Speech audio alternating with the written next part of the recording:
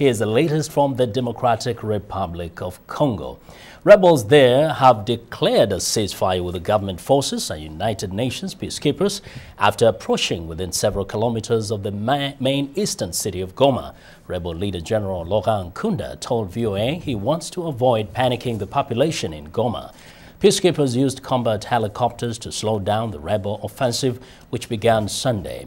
Meanwhile, thousands of residents and displaced people scurried in and out of Goma, trying to find safety. Reports from Goma say Congolese soldiers are retreating from the city in response to these developments. The United States and European Union are dispatching top envoys to the Congo capital, Kinshasa. In New York, UN Secretary General Ban Ki-moon expressed alarm, saying the fighting has created a humanitarian crisis of catastrophic dimensions. The Security Council unanimously condemned the rebel offensive during an emergency meeting late Wednesday. Zambians are voting for a new leader to replace President Levi Mwanawasa, who died in August. The two main contenders are acting President Rupia Banda and opposition leader Michael Sata. Now joining me by phone from Lusaka, Zambia to talk about the elections is broadcast journalist Sunday Chongo Kabange. Sunday, welcome to In Focus. Thank you very much. A pleasure being there. Thank you. So obviously we know these two candidates we just mentioned, but there are four all in all. Can you just bring us up to date of who are the other two? Basically, the other two contenders in this election is the Hakainde Hichilema of the United Party for National Development. He's 46 years and the other contender is Godfrey Mianda. He's a leader of the Heritage Party. These are the other two contenders that are vying for the top post here in Zambia. Okay, now Sunday, we know that, of course, the competition or the race is expected to be quite tight between Mr. Banda and Mr. Sata, who actually both have quite a long history in Zambian politics, going back to UNIP, the government of Mr. Kenneth Kaunda. Tell us, what are people expecting from these candidates? Basically, it is, yes, like you said, it's a tight race between Rupia Banda, who is the actually acting president and is being floated by the ruling movement for multi-party democracy, as well as the Michael Sata of the Patriotic Front. These two gentlemen have been in Zambian politics for quite a long time. They both served in Kaunda's government, and as for Michael Sata, also served in Chiluba's government.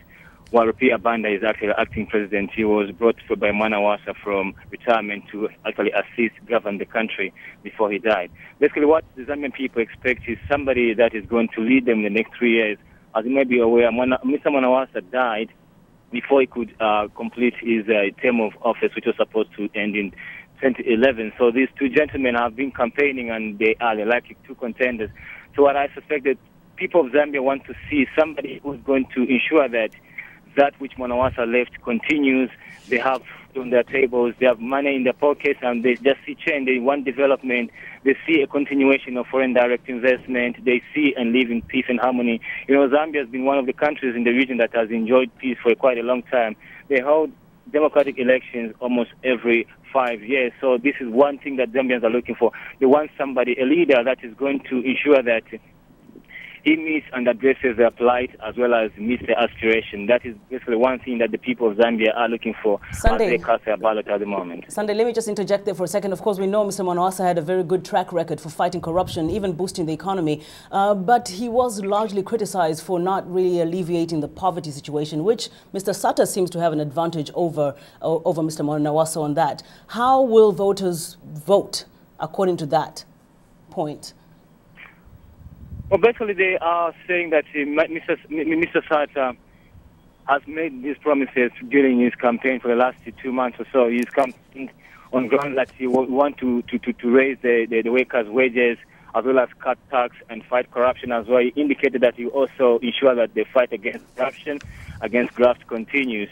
And he also says that he wants to ensure that there is a balance between the investors, especially Asian investors, Sunday, as well as I'm sorry, Sunday, I'm sorry, I have to cut you off. Of course, this is a very important day for Zambians, but we really appreciate all the information you've given us today. That was Sunday Chongo Kabande joining us from Lusaka, Zambia.